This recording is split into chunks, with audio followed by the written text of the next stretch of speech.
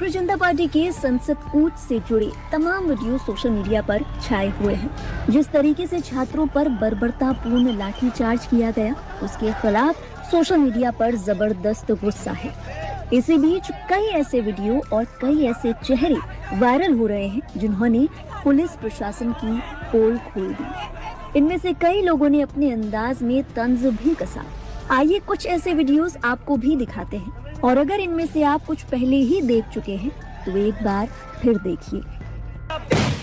Happy Diwali Modi ji. ये जो दिवाली खेली है ना आज अपने स्टूडेंट्स के साथ, बम मार के, आंसू गैस के गोले छोड़ के, डंडे मार के, हैप्पी दिवाली मोदी जी। डंडे क्या मार रहे हो यार, गोली मारो खत्म करो, वैसे भी तो मर ही रहे ना हम स्टूडेंट्स, गोली मारो खत्म करो मोदी जी। हमारा देश किस लेवल का एक्सपायर हो चुका है ये मैं आपको बताता हूँ। अब ये टीयर गैस के गोले हैं जो लोग हमारे ऊपर छोड़ रहे हैं, और इनकी एक्सपायरी डेट 12/25 है। ये लोग कम से कम ये तो कब बिना एक्सपायर हुआ ले आते यार, वैलिड ले आते, ये भी एक्सपायर्ड। अब इससे भी बुरा क्या हो सकता है कि टीयर गैस के गोले तक ये लोग एक्सपायर छोड़ रहे हैं। इतना ही नहीं, संसद मार्च के लिए बड़ी संख्या में जंतर मंतर पहुंचे प्रदर्शनकारियों ने दिन भर लाठीचार्ज और आंसू गैस का प्रहार झेलने के बाद रात में दिल्ली पुलिस और रैपिड एक्शन फोर्स के जवानों को तालियों की गड़गड़ाहट के साथ मौके से विदा किया।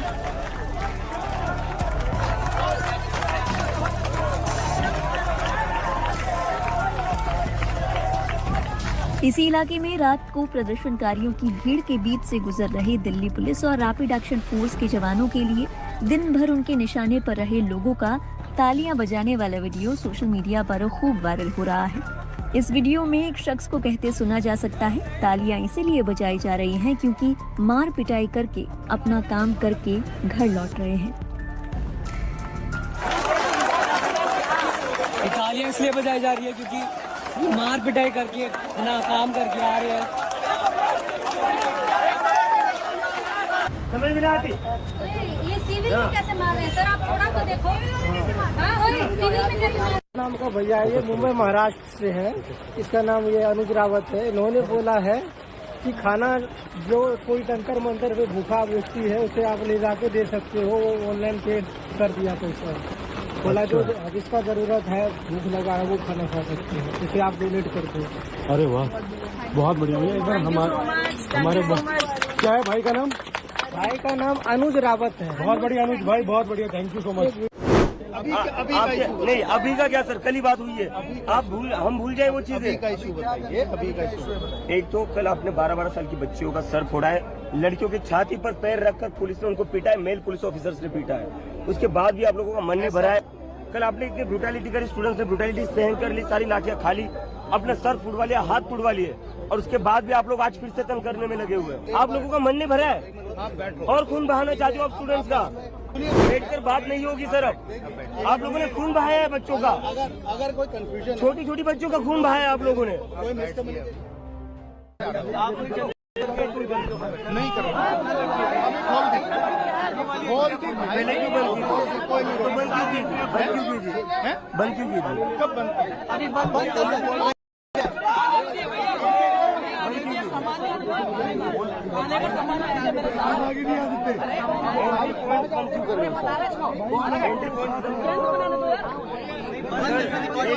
मैं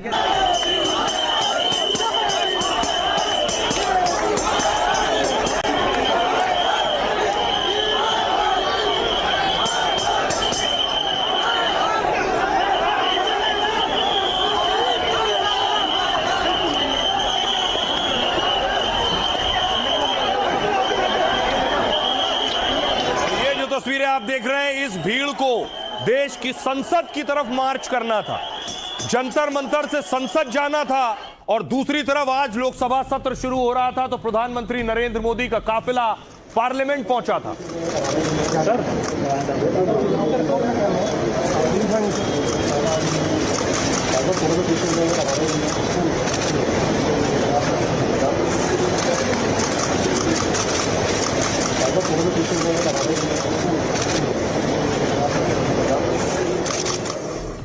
पीएम पार्लियामेंट पहुंचे और इधर प्रदर्शनकारियों को देखिए, जंतर मंतर से इन्होंने भागना शुरू किया संसद की तरफ।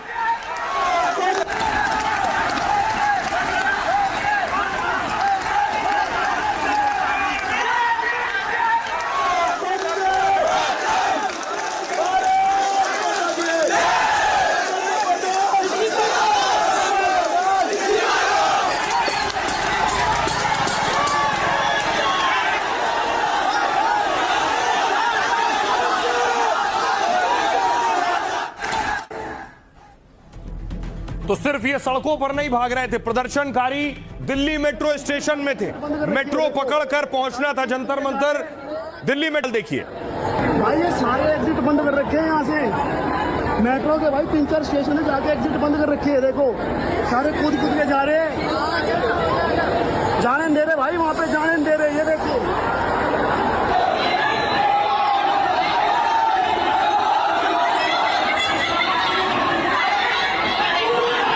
अब देखिए जरा दूसरी तरफ प्रदर्शनकारियों ने पत्थरबाजी शुरू कर दी थी। ये पत्थर पुलिस पर चल रहे थे, दिल्ली पुलिस पर।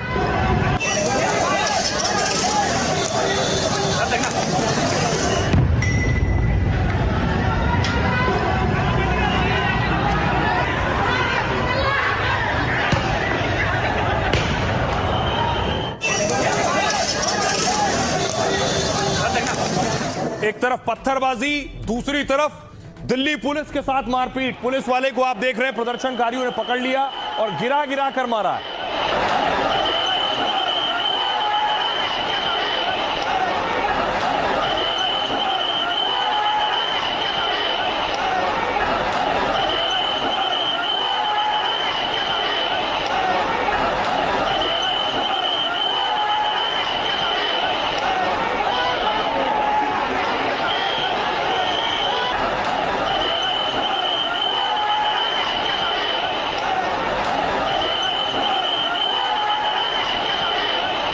आप देख रहे हैं पुलिस वाला घिर गया है, लोग उसे घूंसे मार रहे हैं, गिरा गिरा कर मार रहे हैं।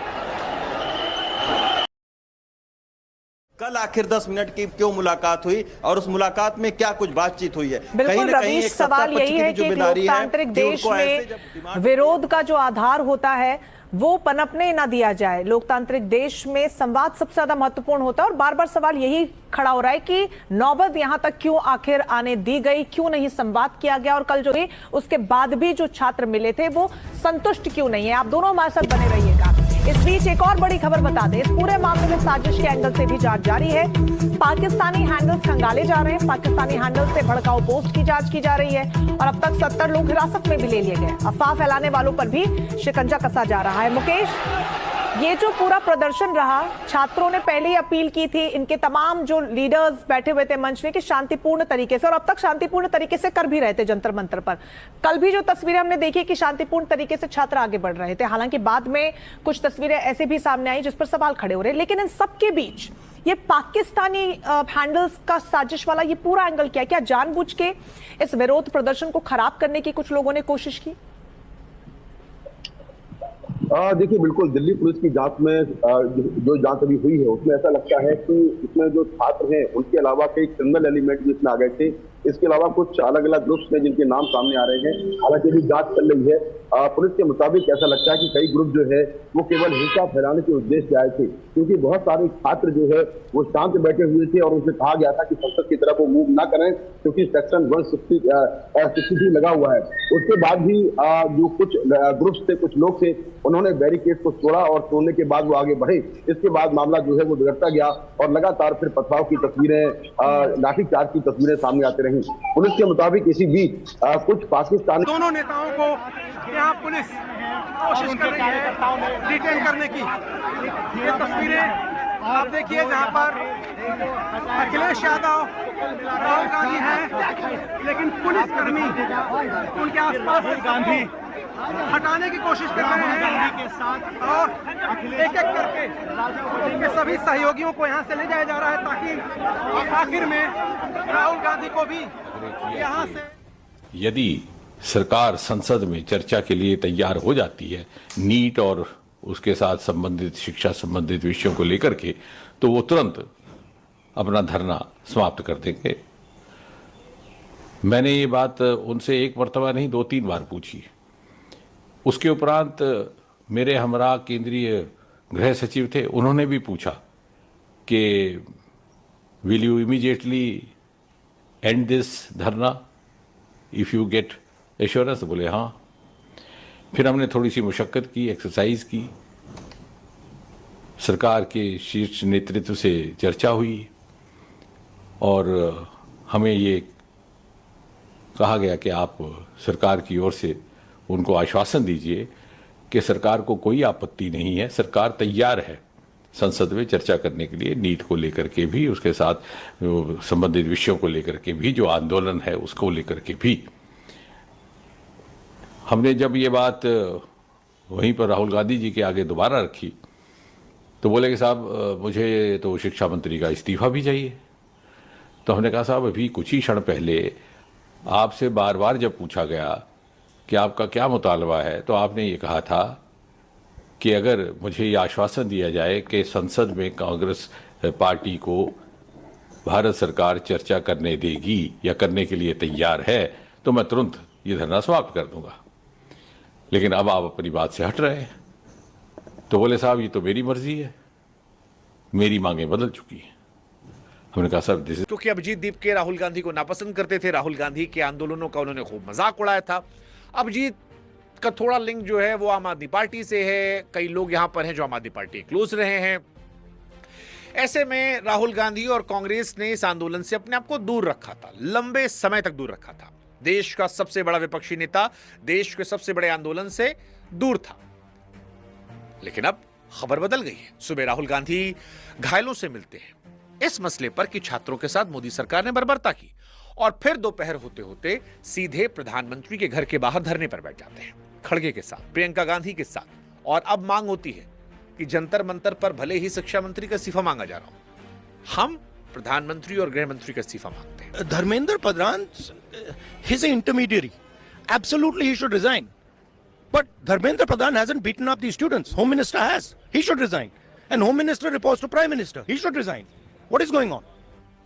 हाँ, राहुल गांधी ने स्पष्ट किया है जंतर मंतर का आंदोलन चलेगा, वो अपनी जगह पर है, लेकिन वो ये आंदोलन रखेंगे। उनको मनाने की कोशिशें चल रही हैं। और आज दिल्ली के अंदर ही दो अलग अलग आंदोलन हो गए, एक दिन में एक मुद्दे पर दो विपक्ष और दो अलग अलग जगह। पहली नजर में लगेगा विपक्ष बिखरा हुआ है, लेकिन जैसा हमने बताया बिखरा नहीं है, सबको अपना अपना देखना है, क्योंकि सरकार ने तो मौका दे दिया है।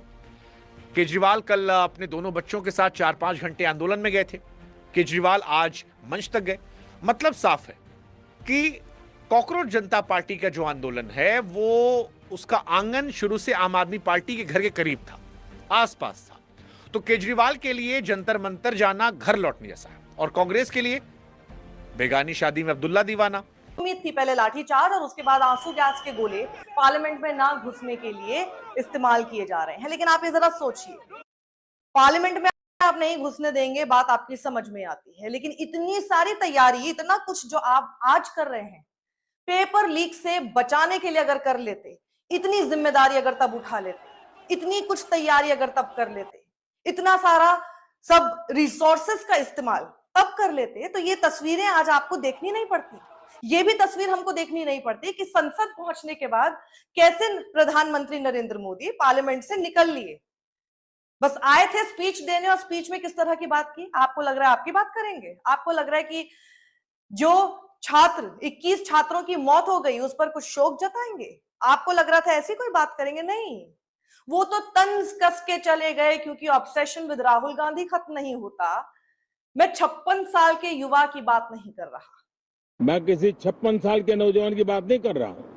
56 इंची सीने वाले प्रधानमंत्री 56 साल के युवा की बात ऐसे समय पे कर रहे हैं जब पार्लियामेंट के बाहर आपको सुरक्षा का ऐसा इंतजाम दिख रहा है कि अपने ही लोगों पर बंदूकें ताने हुए हमारी देश की सरकार की ये सिक्योरिटी दिखाई।